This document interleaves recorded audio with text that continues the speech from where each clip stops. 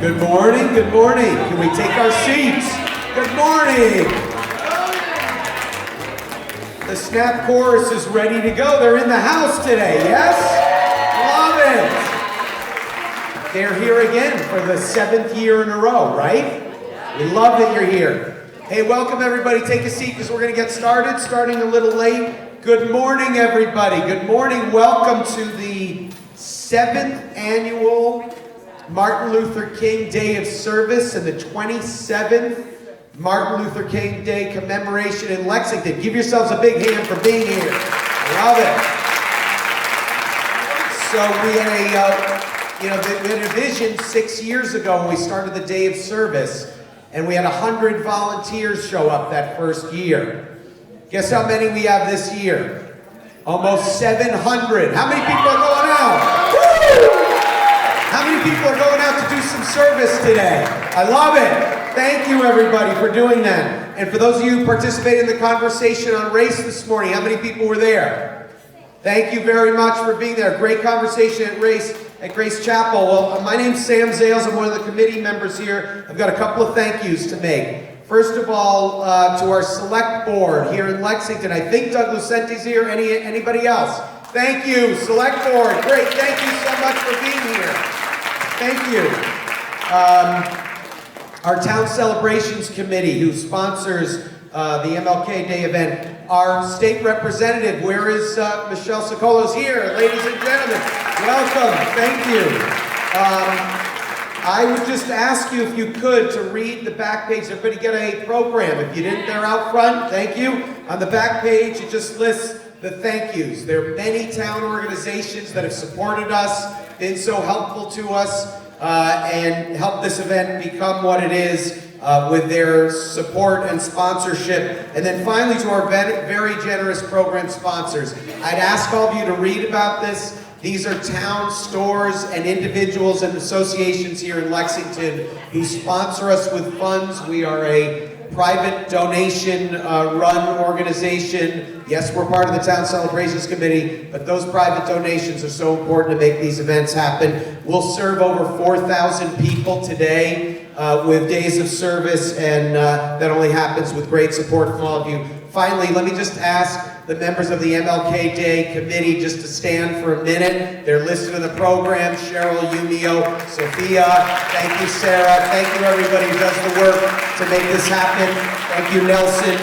Every week coming here to make this event what it is. Thank you so much. I just have 2 quick messages, then I'll turn it over to start the program, so we're late. Number 1, today's event, the Day of Service, is not just a day of service for today. Please think about giving back to those left underprivileged every day going forward. It really shouldn't just be a one-day activity. Dr. King's message is everybody can be great because anybody can serve. Thank you, Cheryl. You put that on the Facebook page. Everybody can serve, and it's not just serving the underprivileged or people who need it in our communities today. It's every day going forward. Please think about that. Finally, the message of today. Tolerance, respect, love your neighbor. I just have to say that 2 weeks ago I went to the No Hate, No Fear anti-Semitism march in Brooklyn. That's not just for Jewish people, that's for people of color, that's for people of every religion, that's people of every interest, every orientation, everything that you care about that's different or the same as anybody else's. We have tolerance, we have respect, we have love for our neighbors. No matter what you think or what you pray to or what the color of your skin is, that's the message of Dr. King. I'd ask us to say that hate has no place in this community and never will here in Lexington or anywhere near us. Thank you so much. Thank you. I'm privileged to introduce one of our team members. Cheryl Meadow has been a long time community advocate, somebody who cares about our community and cares about this concept of what Dr. King's legacy is. She's going to introduce our first presenter. Cheryl, wonderful to have you here. Everybody give a big hand to Cheryl.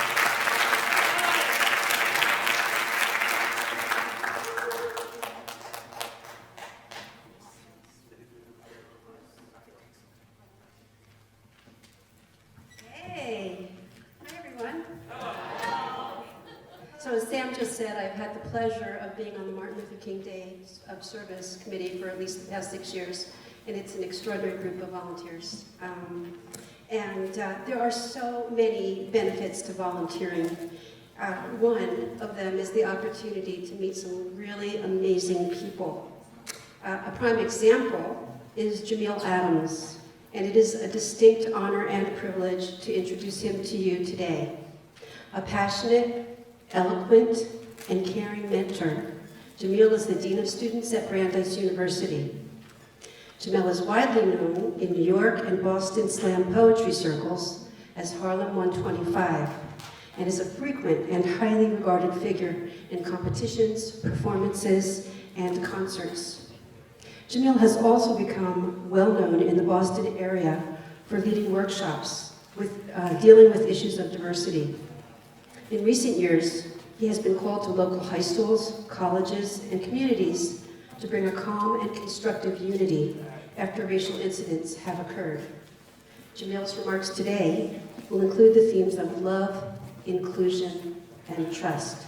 So please join me in giving it up for Mr. Jamil Adams.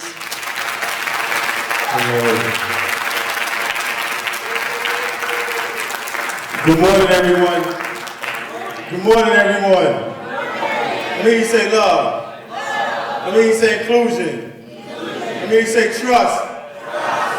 And if you put the first letter of each of those words together, what word do you have? Lit. Thank you. Let me say we are lit.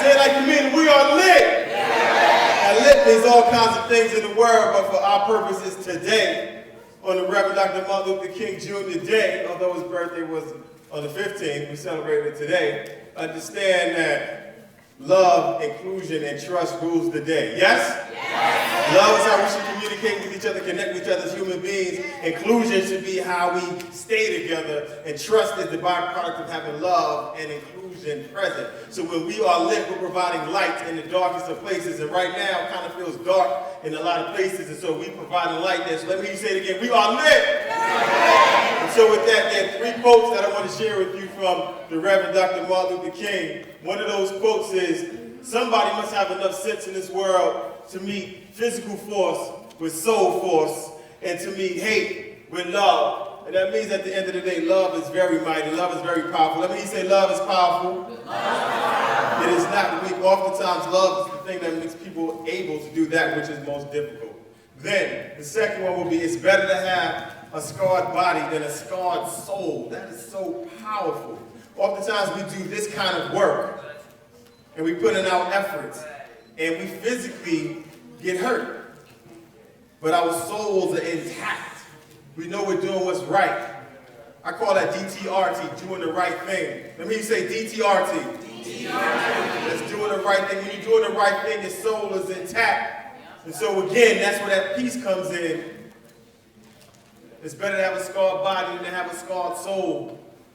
So I ask us to protect each other, look out for each other, and preserve our souls by doing the right thing. Yes? Yes! And finally, the third quote from the Reverend Doctor that I want to share with you is one of my favorite. It's so incredible. He says, non-cooperation with evil is as moral an obligation as is cooperation with good. Again, non-cooperation with evil is as moral an obligation as is cooperation with good. Just think about that. As much as you try to avoid evil, you got to put that same effort into aligning yourself with that which is great, which is good. Can we do that? Yes. Today is good. This is good. Let me hear you say this is good. And today we share stories. And then by way of stories, I want to share with you a poem. It's called Once Upon a Time, because many stories start with Once Upon a Time. And there's a word in it called kahani. And that's a Hindi word. And kahani actually means once upon a time. So, may I share this with you all? Yes? Yes. We are once upon a time. Once upon a time, there was life before us, not quite as good as life with us. There will be more once upon a times that could be greater than us if we once upon a time us together. Once upon a time there was life. Once upon a time there was freedom.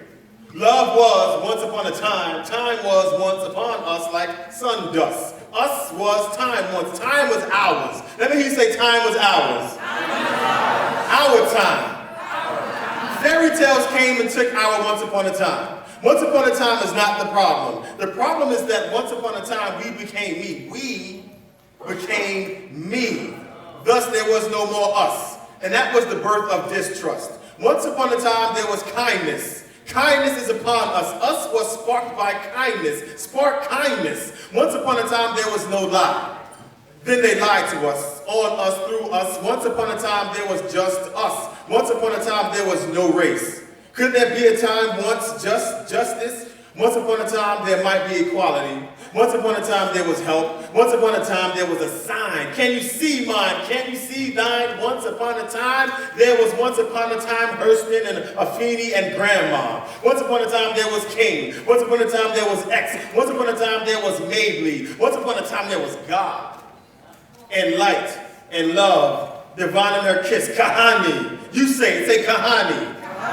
Once upon a time there were no aliens. Now some humans are called aliens. Once upon a time there were no borders. Now there's a new world order. Once upon a time there was dance. Now all we have is this. Once upon a time we were familiar. Now we're estranged. We've deranged the range of human emotion. Once upon a time sanctuaries were safe. Once upon a time everyone had water. Once upon a time we all could eat. Once upon a time there were polar ice caps. Once upon a time there will be climate justice. We are climate justice. Once upon a time there was no YouTube. Now tragedy is viewed as comedy. Once upon a time we were personal. Once upon a time we were original. Indigenous turned digital. Turned this Mars, Pixar, swing narratives parkour like monkey bars. Those angels over there, they are so children-like. They don't know gender, just blessing. Like selfless selfies. Not in the picture, lightless light bulbs, photogenic, kind of like ghosts, powerless light switch, always jumping off, they must shine on. Remove the weapon, the people will live. Learn them some righteousness, the people will forgive. Kahani, Kahani, Kahani. Once upon a time, there was we. God body, we are love. Let me say we are love. We are love. Once upon a time, we will return to love. Return to love. Let me say, let's return to love. And now finally, let's end with this. One heart, one love, one life, one people, one family. One heart, one love, one life, one people, one family. One heart, one love, one life, one people, one family. Give the person next to you a high five. Let's go, y'all.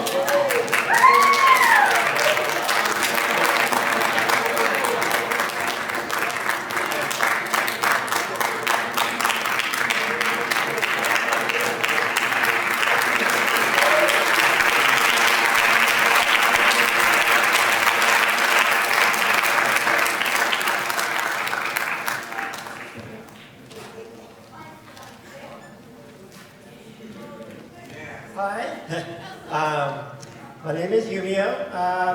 I'm going to introduce you three middle school students who are participated in an essay project. Every year we ask our middle school students here in Lexington to write essays around the topic of MLK Day. And this year the topic was to watch a video of a 12-year-old video from 2008 when President Obama, or back when he was still candidate Obama, gave a speech about having a more perfect union. It's been 12 years, a lot has happened, but hopefully the spirit of that speech is still alive. And here are three middle school students, Shreya, Amelia, and Mira, who are going to talk about their plans for the next 10 years, which will hopefully build on what has already happened. Thank you.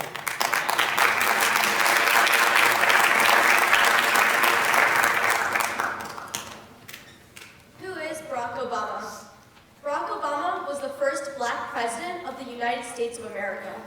Barack Obama was one of the greatest black leaders since Martin Luther King Jr. Barack Obama has achieved so many things for our country and has resolved innumerable issues relating to racial discrimination. However, with the end of Obama's presidency, I believe that issues and many problems continue to proliferate and new ones have arisen due to the lack of awareness and a champion of the cause. Certain points like inequality in school have improved and compared to 2008 is better, but we still have a lot of ground to cover. One example is seen through national data from the Early Childhood Longitudinal Study that black students were 54% less likely than white students to be recommended for gifted education programs, despite test scores. However, black students were 3 times more likely to be referred to these programs if their teacher was black rather than white. Recently, the issue of police brutality due to discrimination has been brought to attention since the case of Trayvon Benjamin Martin, a 17-year-old African-American victim of 2012. As a member of a well-off community and a student of one of the best public schools of America, I have experienced discussions of racial discrimination, from history lessons to literature in English, but a majority of people have lost interest, as other issues such as immigration laws, international affairs, and the environmental crisis have taken priority. We need to regain the spotlight to shed light on discriminatory behavior while taking all perspectives into consideration. Students need to be more comfortable talking about racial topics. As a young person of color who doesn't identify as either black nor white, I felt that it's not my place to talk about this injustice, when in reality, it's everyone's responsibility. Small changes, like discussions about people's experiences of racial profiling, can create a more open atmosphere, ready for change. Howsoever small an act, it can make a meaningful difference in people's lives. To answer the question, has this problem gotten better compared to 2008? I'm not sure. I know certain matters have improved and others have gotten worse, but it's clear that this country is far from the perfect union between races that Obama envisioned. To me, it's not a question of whether we're already better, but the question on how to continuously get better.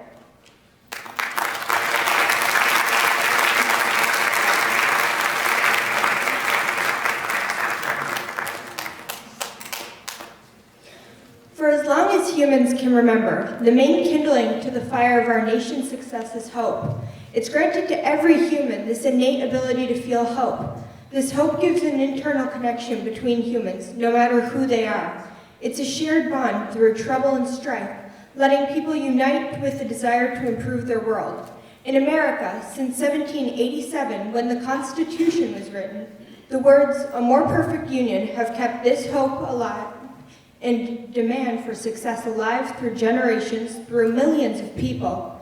However, after examining new changes and fabrics of our society, it's important to draw into question whether we are truly closer to this more perfect union. In 2008, before he was president, Obama spoke about our progress with this more perfect union. And since 2008, the American success has been marginal. Our successes have not been free of roadblocks and setbacks. Despite this, nearly everyone aspires to achieve what they consider a more perfect union. One of the main points Obama frequented in his speech was the importance of understanding other people and their thoughts, their wants and needs. Without understanding or attempting to see eye to eye, we have pushed aside our ideals of a more perfect union, no matter what that may mean to each of us. Today, and every day that will succeed this one, we have a choice. This choice is to try and understand another's perspective, to strive to see why that's their belief. It's the ability to discover and observe others' opinions. It's asking someone how they feel instead of ardently opposing them. And it's wondering why. It's searching to find that deeper internal bind and relating it to and uniting with others. It's finding hope together through struggle, through a common goal to change our world. Everyone has a different struggle, something we'll never know if we don't ask or consider. All we have to do to form the long-awaited, more perfect union is to ask and to try to understand. We have another decade, another chance for change. All we have to do, find union in our hope for a better world. Thank you.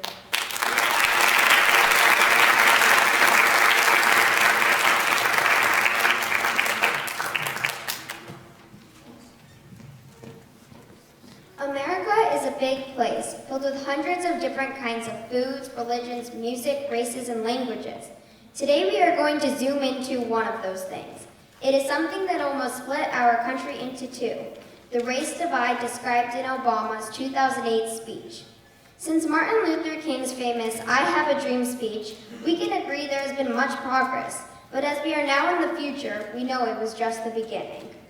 The Civil Rights Act in 1964 made laws more fair to African Americans. No more segregation in public areas like pools, restaurants, buses, and bathrooms. Another huge milestone for minorities was affirmative action in 1978. A ruling on case gave universities the right to consider minorities to be admitted based on their race to promote having mixed races in the school. Now, let's fast forward to the future. Barack Obama is now the first African-American U.S. president. Since his 2008 speech, many Americans were excited for the future. However, in the last 10 years, the U.S. has witnessed many conflicts between blacks and police officers, some of which were very violent, including the shooting of Trayvon Martin, a 16-year-old African-American kid by George Zimmerman. Zimmerman shot Martin, but many Americans disagree whether he shot him because he was angry or if he was just trying to protect himself. And like this event, many other conflicts have occurred, calling on President Obama to respond. And many believe Obama's reactions in public did not always take into account the police officer's point of view. Presidents will come and go, but as individuals, we all have a responsibility to close this gap and push for diversity. 10 years after Obama's speech, I don't see any African-American teachers or even that many African-American students in our school. We can make sure to include everyone in our friend circles or study groups, and if we don't have any, we can ask ourselves, why not? How can we make this happen? Identifying who is in our everyday surroundings and making a change is the first step. If each one of us can make this small change, imagine our world in 2030. Today we have to be conscious about minority perspective. In 2030, we will just know it within ourselves.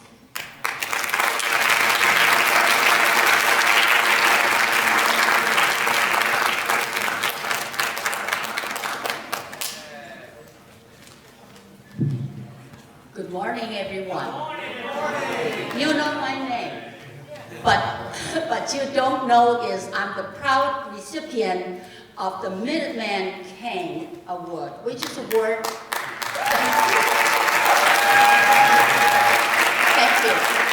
It's given annually to a person who is over 80. I know, I'm over 80. And lived in Lexington for 15 years and have been involved with the community, made contributions, and inspired others to do so.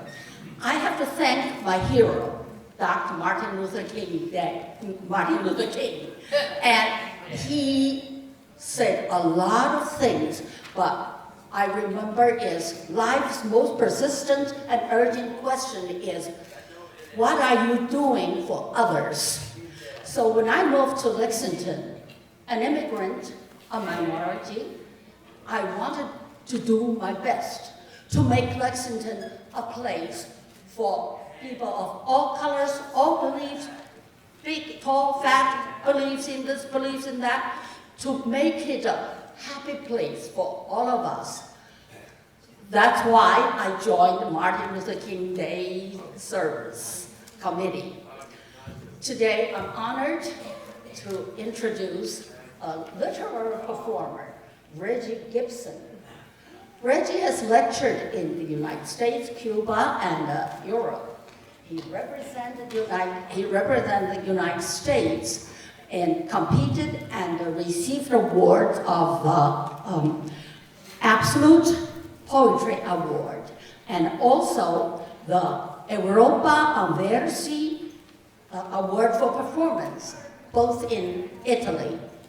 Regie is a Brother Thomas Fellow, and he has served as a consultant to the National Endowment of Arts, as well as the exhibit in James Madison's Montpelier, examining the legacy of slavery and the United States Constitution. Regie has performed and composed texts for the Boston City Singers, Mystery Chorale, the Handel and Haydn Society, and Reggie was the, the poetry in residence at our Carey Library. He teaches at Clark University. Last but not least, he's the proud father of a newly minted Eagle Scout.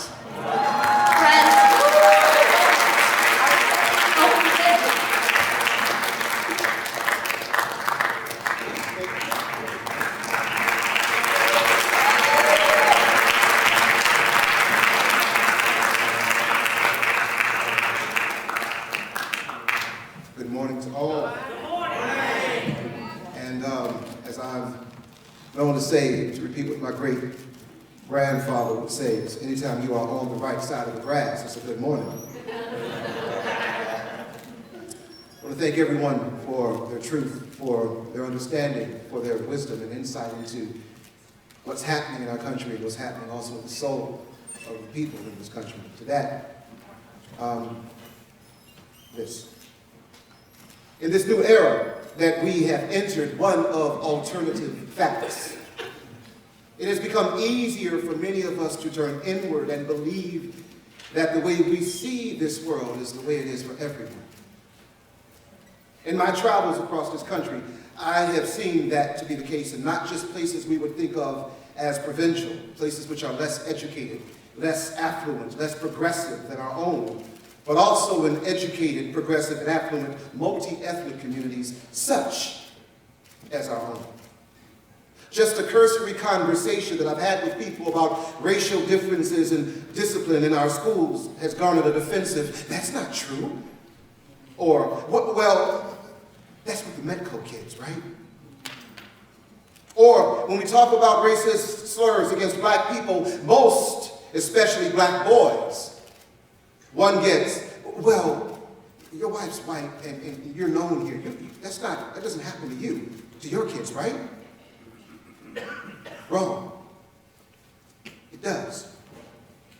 Both of my sons have experienced this in multiple grades and from multiple ethnicities.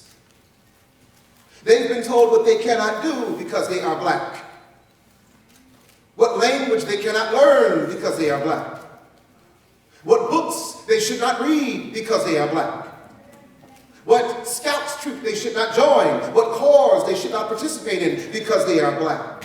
Subtle jokes that aim at what is perceived as their lack of intelligence strictly because they are black. Yes, right here in our town of Lexington, and in spite of the beautiful wisdom bestowed upon us from Shreya, Amelia, and Mira, this has come to them from our own children and teenagers.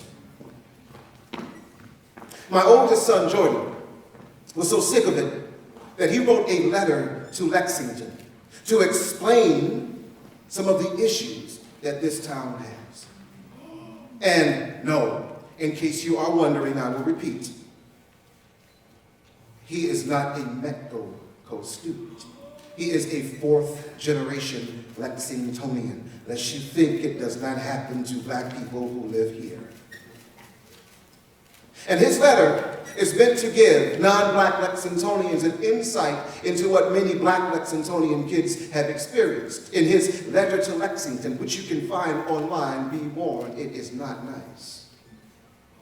What I've taught my children is it's better to be good than to be nice. Jordan writes, "While overt malicious racism exists and is on the rise, it is condemned by the rational citizens of our nation. I have not heard of any incidents of violent racism in our town. What exists, rather, is a more troubling brand of racism, an insidious ignorance bubbling below the surface of our collective subconscious, a brand of racism that is instilled in the hearts and minds of young people in such a sneaky way that one must be especially vigilant in order to notice. This is a brand of racism that teaches that black minds are inferior, that black students are less capable than their white and Asian counterparts, that black feelings are unimportant, and that black bodies do not deserve respect. It's a kind of racism, he continues, that I have seen displayed too often among many of the politically progressive and supposedly socially minded citizens of Lexington's youth and surrounding towns. Well, Jordan is in college now. And before he left for college, we had a talk about how to move through this world, how one should move through this world, as I like to say, as more of a healing agent than a disease. Especially in a world that says he should not be in it. And I passed along some of what I hope is wisdom to him, some of what my father passed on to me. He and I and my youngest, McKenna, had quite a few such discussions. Many black men have such discussions with their sons. Some of you might know them as the talk. Being a writer, I began to write down some of the items in the talks we had. I wanted them to have something written in case anything happened to me. I mean, now that I am a man of a certain age and statistically considered less threatening than I would have been 20 years ago, I'm more easily tolerated by the stereotyping machines of my nation. I am at no time out of the woods. And as I began writing, it hit me that I knew many black fathers with sons who I could ask what advice they wanted to pass on. And that because of what I do, I have opportunity and access to the minds of other young black men who could use this advice as well. Today, I present to you some of that. I present this to you to a community who most people out here don't need it. But I wager most people out here need to hear it. And as you do, I invite you to wrestle with what you hear. Wrestling is a way of gaining strength. Wrestling is a way of learning how to fight. And as you wrestle and fight with what you hear, I hope you will perhaps ponder the reasons you may have to have never have passed on any of this advice to your children. Hey there, black boy. Relax. I just want to talk to you. I want to let you know I understand some of the things I see you going through. See, I was a black boy. I grew up in this country too. Now I got gray hair. Yeah, I learned a thing or two. Like how to not get eaten even though you're in the lion's mouth. Like how to not get taken even though they try and take you out. Like how to beat a system bent on beating up your life. How to not get sniped. How to dance in the rifle sights. See, all around you, you'll see there are red dots. They're looking for your head, kid. See, when you was born, that's the first thing they messed with. And they gonna keep coming at you to attack and hack your mental till it's lentil-sized, brutalized by lies about your potential, telling you you won't be nothing but some kind of thug son. Yeah, you hear it. Vague and atmospheric. Saying that poverty and prison is gonna be your only options. Making it hard for you to become educated so you stay underfed and underrated till you become a fist that's faded to end up incarcerated. Yeah. It's part of the game. And there just plain ain't enough of us around here to give you the skinny on how this biz is going down. I admit, too many of us old heads, we step to you like we're your rivals, but I have lately become deathly concerned about your survival because I know that for the grace of older heads looking out for me, I wouldn't be here to tell any of you young bloods anything. So I just ask you, listen to what it is I've come to say. Take the best of this. Throw the rest of it away. First, get the dictionary. Wrestle with those words and learn to use your oppressor's language better than they can. Why? Because in the oppressor's language lies all of their truths and lies, and learning how they twist them together might better help you to survive. Then learn at least 4 categories of speech. 1 for the courthouse, 1 for your peeps, 1 in the classroom, one for the streets. And know you will definitely be judged by the words that you speak. You'll be judged by how often you swear, by the cut of your hair, how you slouch in that chair, by how often they scare, of the truth you declare, of the swagger you dare, of the color we share, the bling and clothes that you wear. So refuse to wear anybody's brand name across your chest unless that brand has done something for this world you can respect. Because to present your body in somebody else's name is exactly what it was to have been a slave. Then go get a hand drum.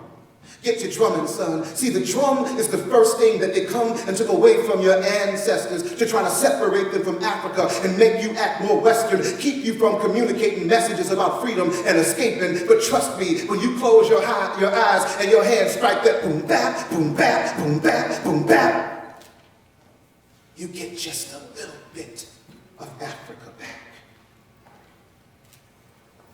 And know that the reality of being a man who's black means that 4 of your heads bobbing to music in one car will eventually equal one guaranteed pullover by at least 2 racist cops. Especially if you've got one hip-hop album on blast. This is racist mathematics, so you need to know this math. And when you do get pulled over, and you will, remain still and keep both your hands visible. And when they try to enrage you, and they will, you chill. Remain cool, calm, and sensible. And know that some people who are not black like you will never understand what it is you're going through. And some won't give a damn what it is you're going through. See, you got to be careful which racist white folks you let know what's killing you. See, too many see things as a misguided zero-sum game and will gain a sick sense of superiority in their profit and your loss, and would rather see you broke without hope than pay what equality of opportunity really costs. Some would rather see you hurting than see you as a full person, and if you die in destitution or clock, clock, clock, get shot by a cop, some will just rationalize it away and say you must have done something to deserve it. And not just some white people, but some who are white adjacent. Some immigrants, some Latinx, some Indian, some Asian, have been tacitly told that their seeking the American dream means learning to snore through your historic American screams, that acknowledging them might compromise their achieving things, keep them from receiving things they're told are worth having, like the chance of grabbing that American brass ring. So many, to prove who they're loyal to, will do the wrong thing and will say almost anything, like lend their voices to the racist chorus and sing. Like, look at you, pick up a stone, look at your head, aim, and then fling, increasing your historic pain and your unearned suffering, ignoring how much of your physical and mental maiming and murder it brings. Yet in spite of that, when you go through life, you absolutely must give everyone you first meet complete respect, but no trust. Respect is something you give anybody who is breathing. Trust you retain until there is a good reason, and if there isn't one, leave them alone, son. Don't be afraid to remain on your own, son. No matter how much pressure this world puts on, son, as a poet, I can tell you there is something to that cliche about how pressure creates diamonds. And though you got your flaws, you keep shining. Dig deep for your gifts. Challenge yourself and others, and you will find them. And whatever you do, represent excellence. For while this world plows a path that allows for the worst of white males to become president, it makes absolutely no place for mediocre black men. And sometimes you're going to flail and feel like crying. Sometimes you're gonna fail, wanna lay down and start dying, but you only truly fail when this world makes you drop your hands and stop trying. You remember what the mother said to the son, that life ain't been no crystal stair, but you got to keep climbing. You fight back twice as hard. Duck and dodge.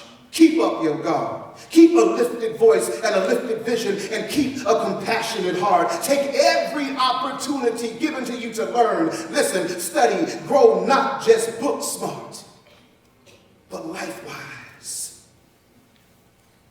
Black boy, rise and sing in the dead of night. Take those broken wings you've got and learn to take flight. Take those tear-sunken eyes of yours and learn to see. Know how much was given for you to get free. Know you are the result of your ancestors' sacrifices and bleedings. Though you will never know their faces, know that you are what they prayed for. You are the answer to their pleading.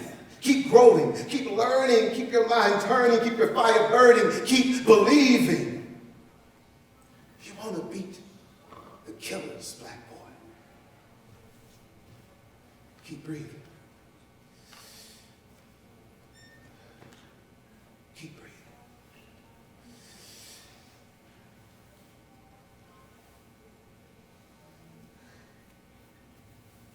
In Jordan's letter, he leaves his advice to all the citizens of Lexington.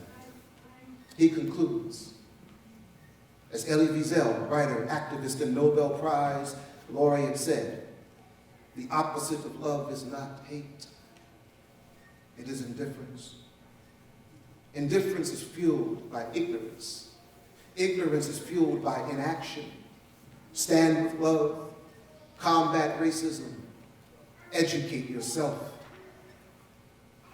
And for the black children of teenagers and teenagers growing up in the suburbs, say it with me. This is Jordan saying this. I am here. I am strong. I am proud. I am smart. I am unapologetically black. And I am damn worthy of respect.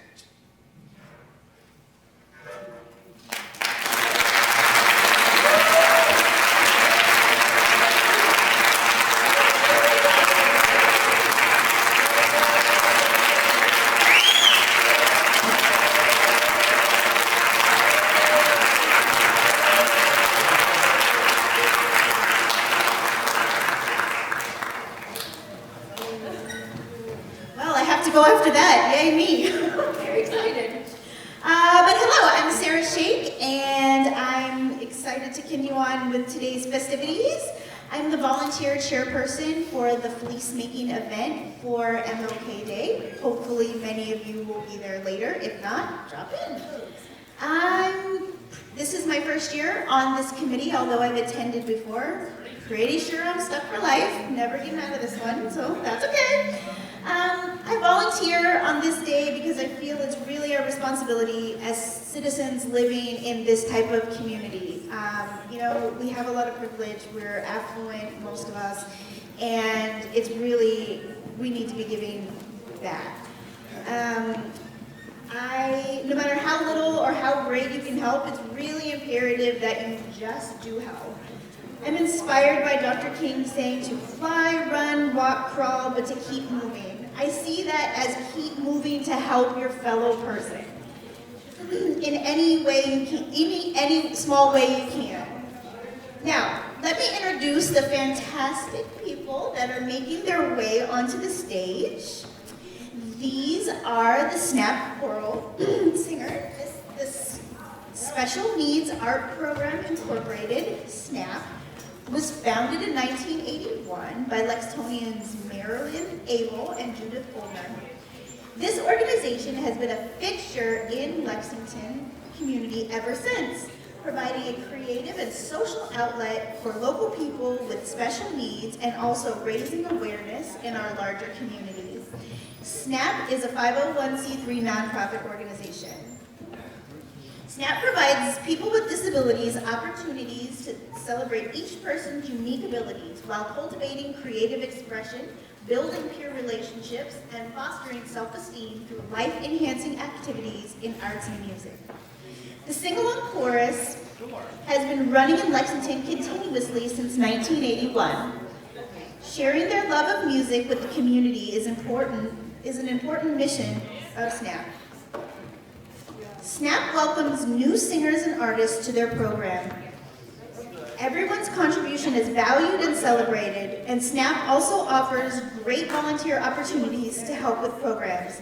Their music and visual arts programs are offered year-round at the Lexington Community Center. Today, the SNAP Chorus is led by Dr. Malone, and the group will be accompanied by him on piano as well today. Yeah, thanks.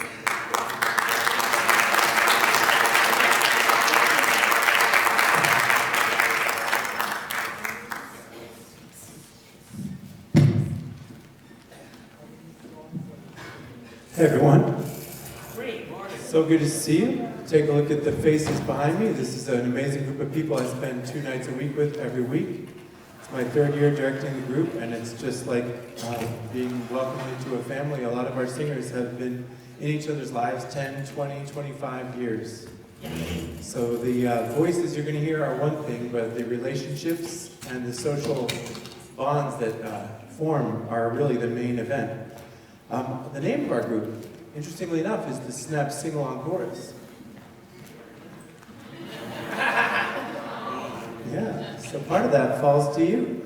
I know my guys got energy, right? Yeah! So really, we're kind of auditioning you right now. I know we got it. So we want to hear that you got it. Everyone ever hear This Little Light of Mine? Okay, we're going to sing it. You sing with just as much enthusiasm as everyone on this stage. This is not a performance. This is us building up the energy to go forward in this day, remember the sacrifices that have already been made in the past, and imagine what we can do in the future, just like our school students in the 8th and 6th grades inspired us to do. So let's sing our first song.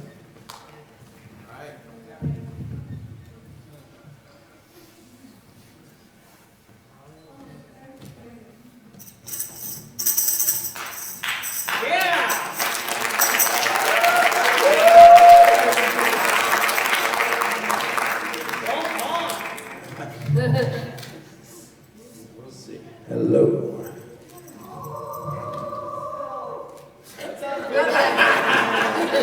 You're hired.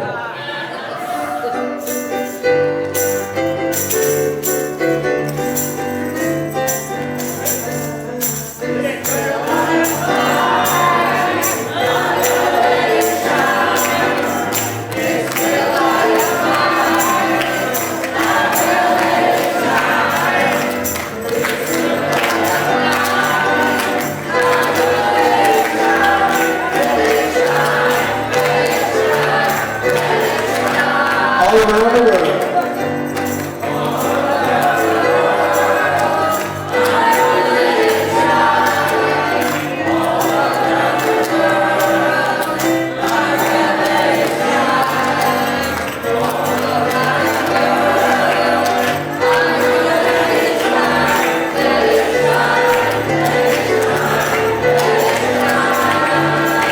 Everywhere I go.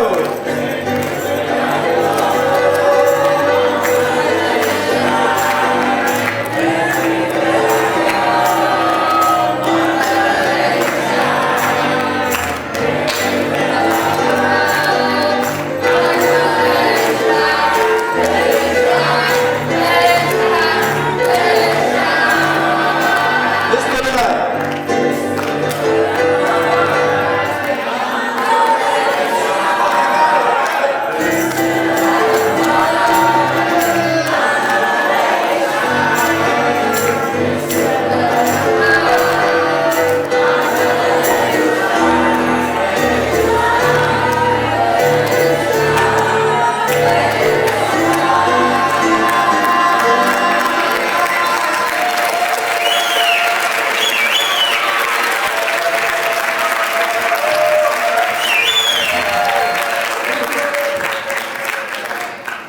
Okay. Now, nobody ever did anything, without someone to lean on. You know, two great people that went to college in the greater Boston area. I'm pleased to have something in common with them. Do you know where Martin Luther King received his Doctor of Divinity? At Boston University. I also attended Boston University. Do you know what Coretta was doing during that time? She was earning her degree in the organ at the New England Conservatory of Music. I also have a degree from the New England Conservatory of Music. So, in case you don't think that they were riding the Green Line and doing all the things that we do here in Boston, you're wrong, they were. So this touches each and every one of us. So let's, Martin Luther King didn't do it alone. Coretta was there, a whole community supporting. So everybody needs somebody to lean on. Do you agree? Okay. Let's sing Lean On Me. And Marie, will you come down to the front? We have a soloist who's going to help us do this.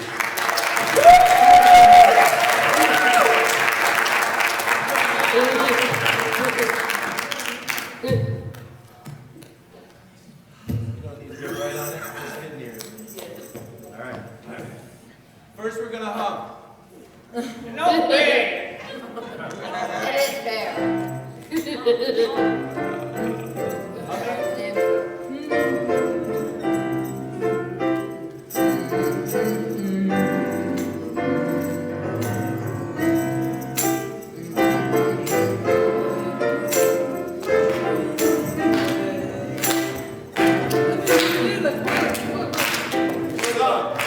Sometimes in our lives, we are happy.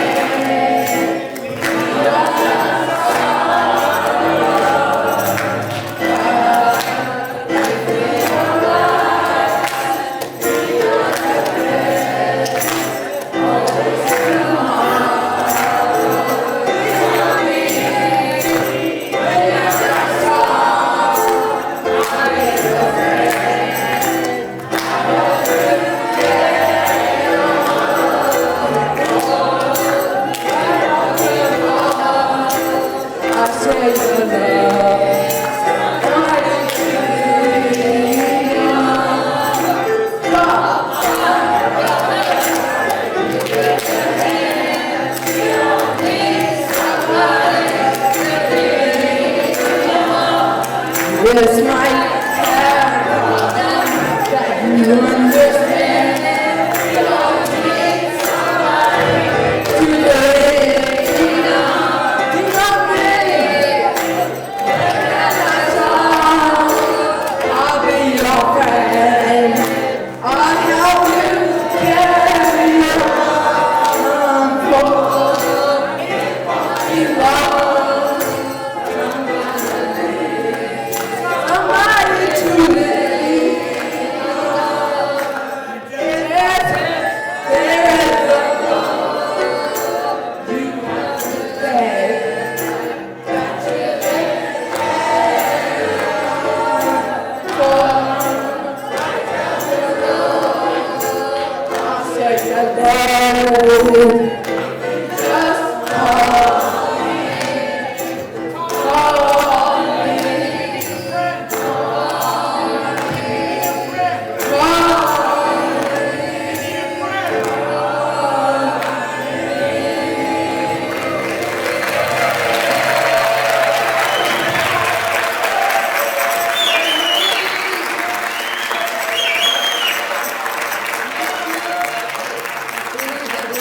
Before our last song, we want to give a huge thanks to Community Endowment of Lexington. They give us so much support to do events like this. Actually, we raised some money through a grant with them to get this fantastic new keyboard instrument. So every year, we're very grateful for everything they do for us to keep our programs going. Our last song is going to be We Shall Overcome.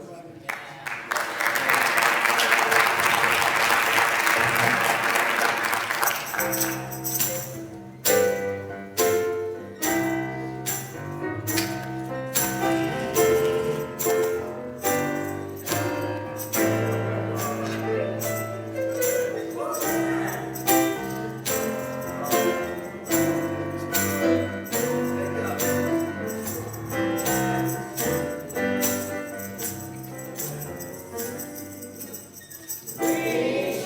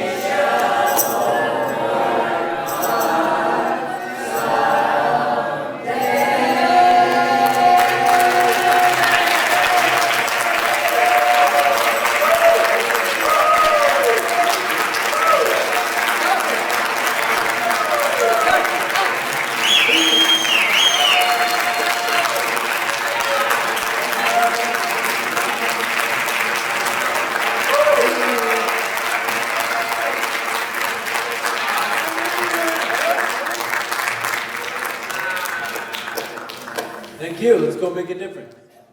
All right, as our Snap sing-along chorus makes its way down, how about another round of applause for these tremendous people here? Truly power. Truly power.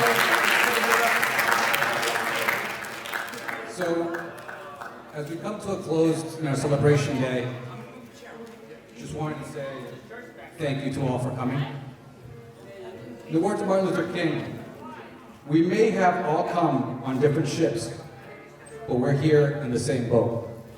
And I don't really think that he literally meant either one of them, nor do I think he meant nations in America. What I really think was he meant our backgrounds, where we're from, how we were raised, right? Outside of racial differences. And by boat, I mean, I believe he meant the world, right? I believe he meant the earth. But let's take good care of it today. My name is Nelson Ortiz, and I've been an MLK Day of Service volunteer since 1917. I was born in Caracas, Venezuela, and I consider myself Latin American, and a very proud Lexington resident. Today we have seen, heard, and been moved by some of the best a human heart can offer. For those of you who went to the Grace Chapel this morning, we had an earnest conversation around why it is important to speak about race and racism in your home. An important battleground, if not the most important battleground, when it comes to raising culturally competent youth and really changing minds. It's all about the dialogue.